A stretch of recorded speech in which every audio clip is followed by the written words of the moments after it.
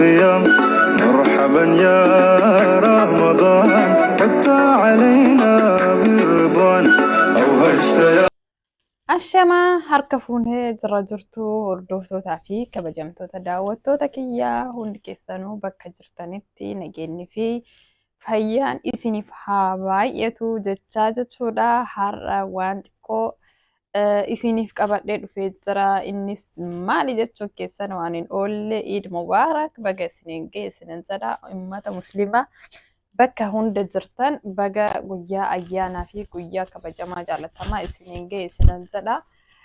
Itti aansuudhaan yaada kiyyaa asumaan takka lama jedhee waan tokko isiniif ibsuuf yookaan immoo yaada qaburraa yookaan waan natti dhagahamerraa isiniif ibsuuf deemaa jechuudha. Saniifuu haga dhuma sagantaa kiyyaa na hordofaa isinin jedha. Nagaa qabdanii baga nagaa taatan isinin jedha. Baay'ee tokko jechuudha viidiyoon illee asiin baanuu jechuudha. Maaliif mana madaamii keessa waan ta'eef hedduu dalagaan waan biizii nuuf godhuuf waan san ta'eef baay'inaan asirratti mul'adhu. Ramadaan illee kun akka isin beektanii dabarsinee asiin geennee jirra. Asiin geennee jirra ka alhamdulillah shukriin ka'iisaatii galanni ka'iisaatiin dhumatiin jechuudha. Alhamdulillah Ramadaana guyyaan irraa shawwaala guyyaa sadaffaadha.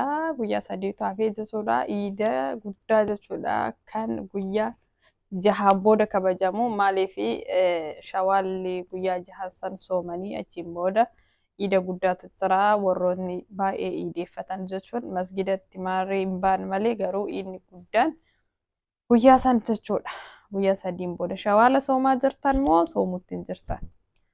Yoo soomtan rabbi isinirraa qeebalu yoo soomuu baattan illee akka isin soomtan rabbi isin taasisu wanta dalagattan hundaayyuu rabbiin isiniif kheyrii isiniif haa ta'u yaadaa fi muraada keessan rabbiin isiniif haa guutu isinin jedha bakkuma jirtanitti jechuudha. Warroonni viidiyoo kana laaltan hunda keessaniyyuu jechuudha. Maaliif viidiyoo kana abbaa laaluu hin beekan isin immoo laaltanii hin dhaggeeffattanii saniifuu isinillee du'aa naa godha.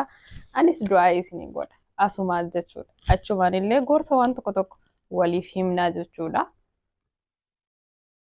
Biyya hambaa keessatti, biyya Arabaa keessatti ijoollee hedduun wal barraa, nama baay'eedhaan wal beeynaa, hiriyyaa baay'eellee ni baafannaa. Garuu inni hiriyyaan dhugaa nama akkamiiti yookaan nama kamiin wanta ja'urraa takka hin tuqnaa jechuudha. Hiriyyaa jechuun maali? Hiriyyaan ka jedhamu hoo nama akkamiiti? Nama akkamiitu hiriyyaa gaarii, hiriyyaa dhugaa, hiriyyaa namaaf quuqamtu yookaan immoo hiriyyaan isiin na barbaaddu isii tam jennee ka adda akkamitti akka baafannu ulaagaalee takkaan isiniif ibsa. San keessaa ka isinii ta'ee hin fudhattanii ka isinii hin taane dammoo hin dhiistanii jechuudha. Rakkoon qabu sun. Maaliif jennaan namni waanuma ta'eef fudhata waan hin taaneef immoo hin dhiisaa jechuudha. Wanta argeerraa, wanta dhaggeerraa, wanta arguutti, wanta arguurraa jechuudha isinitti. Hiriyyaan dhugaa jechuun kan gaafa rakkoo si jaalattu, ka gaafa ati boottu si waliin boottu, ka gaafa ati rakkattee rakkina kee sirritti si hubattu jechuudha. Mush rakkina kee saniin si jeequu osoo hin taane rakkina kee saniin si jajjabeessitee akka ati rakkina san keessaa baatu tasi gootu hiriyyaa dhugaati. Garuu hiriyyaa tiyya ka jettee dammoo qabattee deemtuun tan hiriyyaa gaafa uffata bitattu sitti hinaaftu, ka gaafa kophee bitattu sitti hinaaftu, ka gaafa ati hiriyyaa qabattu sitti hinaaftu, ta gaafa ati nyaata wayii nyaattu sitti hinaaftu hiriyyaa miti sun. Maaliifi waan ati gootu qofa bichaa godhuu barbaaddi. Wanti ati gootu qofa bichaatu isii jaalachiisa, isii gammachiisa. Gaafa yookaan mana isii deemtu haa ta'u yookaan immoo bakka isiin jirtu deemuu haa ta'u yoo waa qabattee dhufte qofa bicha akkasii jaalatu yoo taate isiin hiriyyaa dhugaatii miti. Maaliif jennaaniin kan hiriyyaan dhugaa ka gaafa ati gizee rakkattu siif gootu, ka gaafa ati yoo qabaattee illee yoo hin qabaatiin illee namummaa keetiin qofa kasi jaalattu. Namummaa keetiin jechuudha. Gurraacha taanaan gurraachummaa keetiin, namummaa keetiin, gurra keetiin, ija keetiin waa hundaanuu kasi jaalattu jechuudha. Kan yookaan immoo bifa keetiin si jaalattee ija kee kasi jibbitu osoo hin taane hojii kee si jaalattee bifa kee jibbitu osoo hin taane maallaqa kee si jaalattee maallaqa kee jaalattee kasi jibbituu miti hiriyyaa jechuun jechuudha. Hiriyyaa jechuun kan yoomillee hin jijjiiramne jechuudha. Kan yoomillee gaafa qabaattullee gaafa dhabdullee gaafa hin qabaannellee jechuudha. Gaafa immoo qabdullee jechuudha. Gaafa waa bitteellee gaafa waa hin bitinillee hiriyyaan si jaalattu hiriyyaa dhugaa ta'eeti. Si galee garuu kamma lafaa kaateetumaan qofa bichaadha kan sitti fuula guurtu. Gaafa immoo ati qabdu hiriyyaan si malee namni biraa hin jiru jechuudha. Si jaalattee maarreetiyyaa akkasitiyyaa maarreetiyyaa jettee kan si waliin deemtu. Namni akkasii sun hiriyyaa keetii miti. Si duuba waa hedduu haasa'a jechuudha. Si waliin nyaatee, si waliin dhugee, si duuba garagalee waa'ee kee haasa'a jechuudha. Hiriyyaa tee lama yoo qabaatte jechuudha.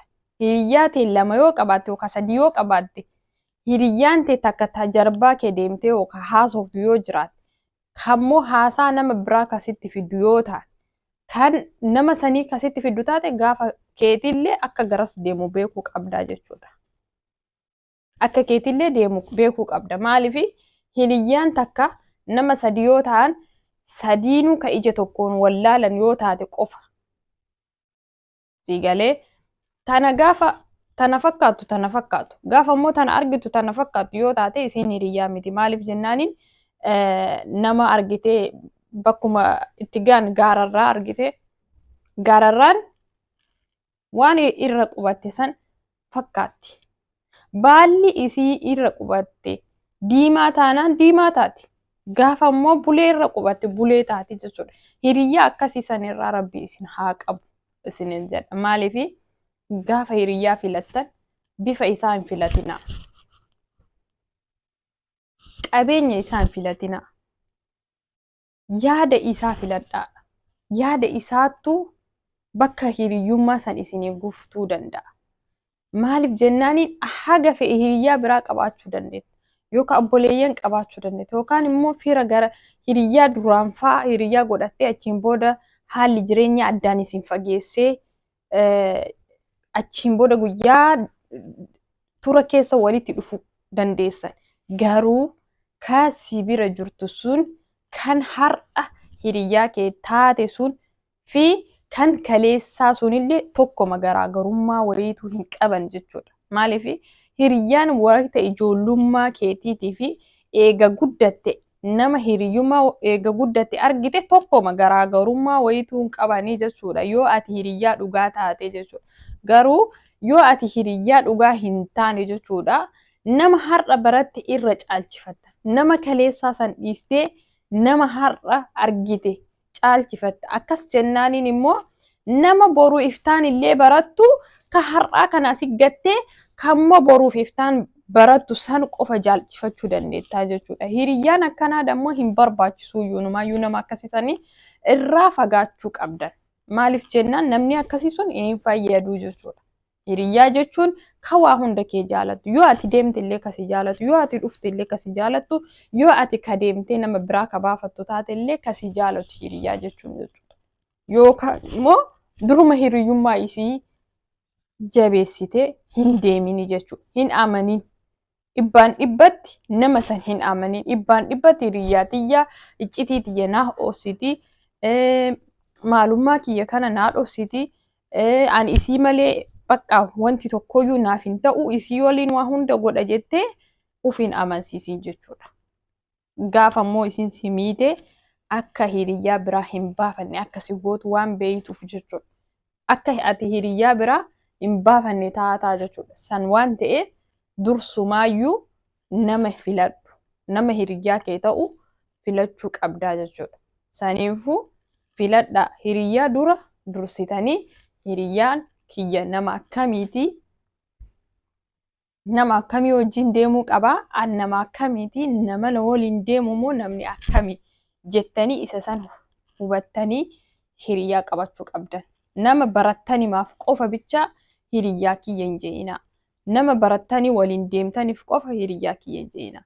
Waan na dhageeffattaniif galatoomaa isinin jedha. haganuma kana isiniif tuquu fi haga sagantaa biraa walitti deebinuut assalaamu alaikum wa rahmatullahi wa barakaatu. Ashamaa harka fuunee jira jirtu hordoftootaa fi kabajamtoota daawwattoota kiyyaa hundi keessanuu bakka jirtanitti nageenyi fi fayyaan isiniif haa baay'atu jechaa jechuudha har'a. أوهجت يا شهر الصيام شهر التراويح والقيام